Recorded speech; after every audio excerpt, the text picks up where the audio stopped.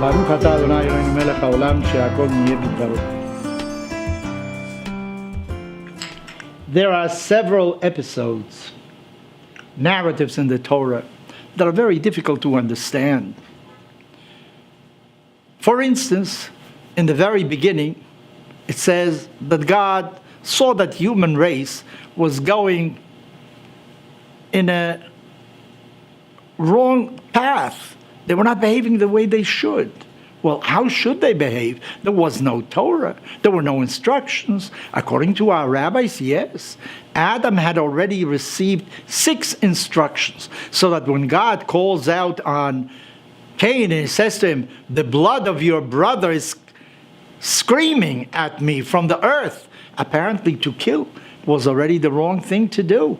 He was warned about it. It doesn't say so explicitly in the Torah, but this is the way our rabbis understood it. In any event, God sees that the human race is going through the wrong path. They're robbing each other. They don't respect each other.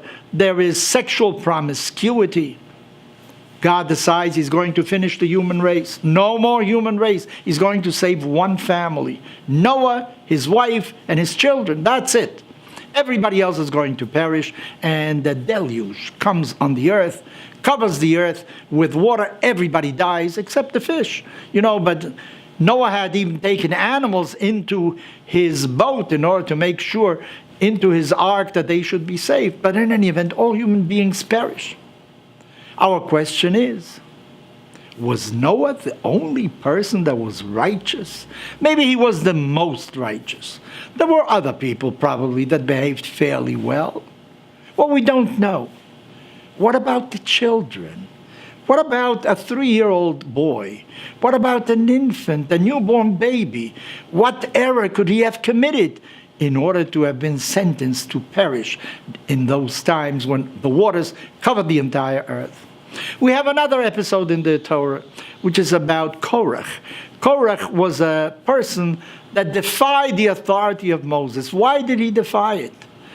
He showed that he was more religious, but deep down he wanted one of the positions of power because he was of the same family. He figured, why did Moses and his brother occupy everything? He also wants a share of power. He also wants to govern in some sense. The Torah says that his punishment at the end was that the earth opened up and he and all his followers and their families, their children, everybody was swallowed by the earth at that time.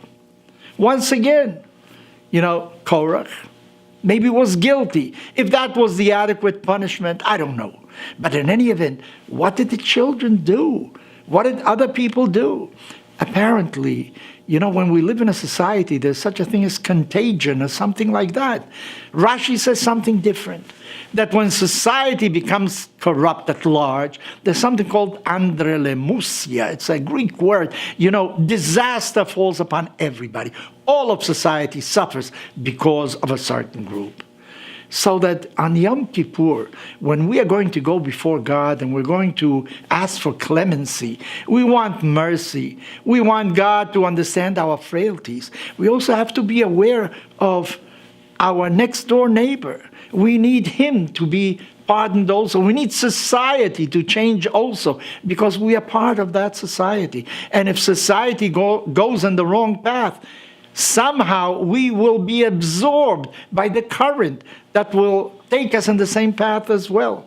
So let us bear in mind that machloket, when there is a division like Korach tried to institute in the Jewish people, brings about disaster, not only for those that participate in the differences, but also the rest of society also. Yom Kippur is a day for shalom. It's a day of bringing together everybody. Those that sin a little, those that sin a lot. Those that are still in the mainstream and those that deviate, because in one way or another, we are each responsible for our next door neighbor.